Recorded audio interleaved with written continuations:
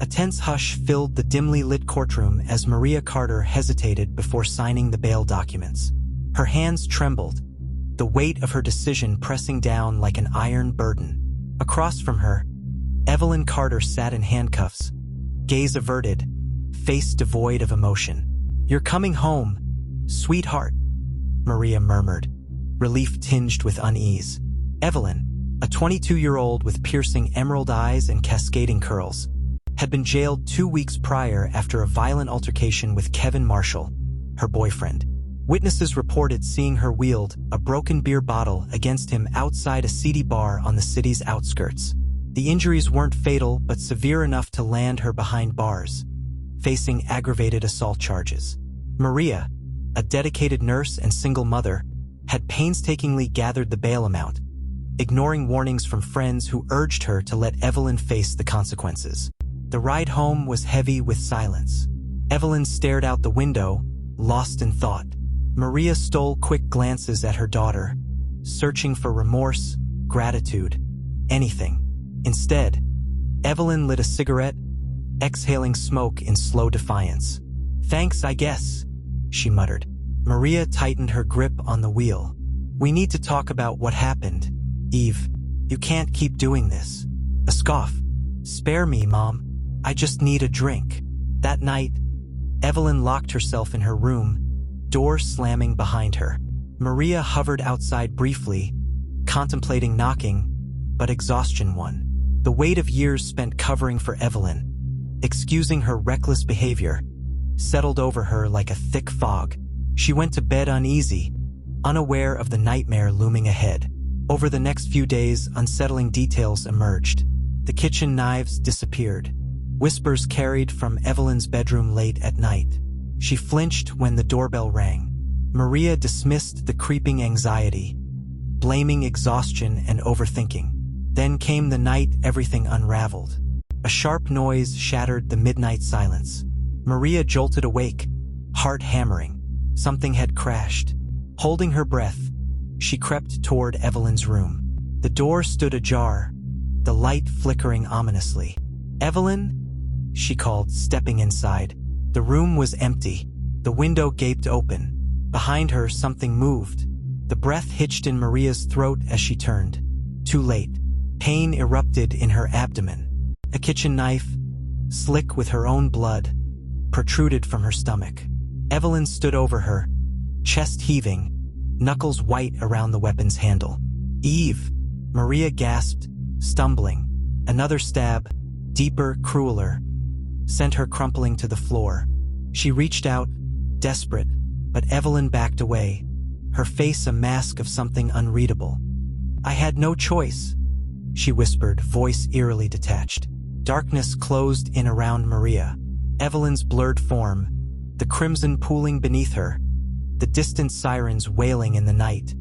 Everything faded. The neighbors had heard the commotion and called 911. Officers arrived within minutes, finding Maria barely clinging to life. Evelyn, knife still in hand, stood unmoving as law enforcement secured the scene. Maria was rushed to the hospital, but the wounds proved fatal. She succumbed within hours. Detectives unraveled the chilling scheme. Evelyn, drowning in debt and desperate to escape looming felony charges, had devised a plan. Records revealed she had reached out to criminals, searching for money, even contemplating running. When Maria secured her release, Evelyn saw her chance. A recently acquired life insurance policy on Maria meant Evelyn's way out, if only she could collect. In the end, it was a mother's boundless love that became her downfall. She had fought for her daughter until her final breath, never realizing the true threat had always been inside her own home. At trial, prosecutors painted a portrait of calculated betrayal, a cunning young woman who had repaid maternal sacrifice with cold-blooded murder. The defense argued mental instability, citing undiagnosed psychological disorders. The jury deliberated for 6 hours before delivering a verdict: guilty of first-degree murder. Evelyn Carter was sentenced to life without parole. As the gavel fell, sealing her fate, Evelyn's expression remained eerily blank. But as officers led her away, a chilling smirk ghosted across her lips. Months later, a detective reviewing case files uncovered something deeply unsettling. A letter, hidden beneath Maria's mattress, written in her trembling hand. "If anything happens to me, it was Evelyn." The discovery sent shivers down the detective's spine. Maria had known. She had sensed the danger, yet she had still tried to save her daughter. And in the end, that love had cost her everything. The tragedy of Maria and Evelyn Carter became a chilling reminder that even the deepest familial bonds can be severed by deception. Love, no matter how unconditional, cannot always shield against the shadows lurking within those we hold dear. Days turned to weeks, then months, yet something about the case refused to settle. Detective Jonathan Reyes found himself restless, replaying the events leading up to Maria's murder. The damning letter hidden beneath the mattress gnawed at him. It was as if Maria had foreseen her fate, yet the chilling smirk on Evelyn's lips in court suggested something more sinister at play. Reyes began to re-examine the finer details of the investigation. Evelyn's past run-ins with the law painted a clear pattern: anger-fueled outbursts, unprovoked aggression, and financial desperation.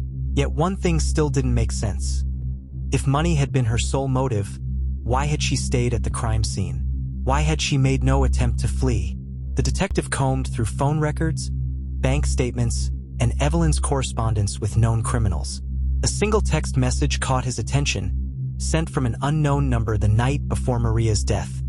"Tomorrow. Make it happen." A cold sensation spread through Reyes's chest. Someone else was involved. Determined to uncover the missing pieces, he traced the number to an unregistered burner phone, commonly used by those avoiding law enforcement. His instincts told him Maria's murder was more than just a daughter's greed. It was part of something bigger. Reyes followed the lead to a dilapidated motel on the outskirts of town. Security footage revealed a hooded figure entering Evelyn's room 2 nights before the stabbing. The grainy images made identification difficult, but Reyes noted something chilling. The figure had a distinctive limp. Cross-referencing past reports, Reyes recalled Kevin Marshall, the ex-boyfriend Evelyn had attacked. Marshall had survived his injuries, but reports indicated he walked with a limp ever since. Could it be revenge? A staged murder? Or something far worse? Reyes pushed harder, securing a warrant for Marshall's residence. Hidden inside a locked drawer, he discovered photographs. Evelyn and Kevin together, before their violent breakup, then more recent ones. The final image sent an icy wave through him. A picture of Maria Carter, taken the morning before she died. Evelyn wasn't the only monster in this story. As officers moved in on Marshall, he attempted to run, but the limp slowed him down. Within hours, he was in custody.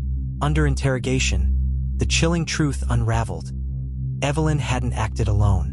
Kevin, still embittered over her betrayal, had pressured her, feeding into her desperation, convincing her Maria's death was their only escape. She had wielded the knife, but he had orchestrated the plan. Evelyn Carter had been sentenced, but justice wasn't done yet. Now, with Marshall behind bars, Reyes felt the weight lift slightly. The darkness that had consumed Maria's life would finally face judgment. Yet, in the back of his mind, one question lingered. Had Evelyn truly been manipulated, or had she played her role all too willingly?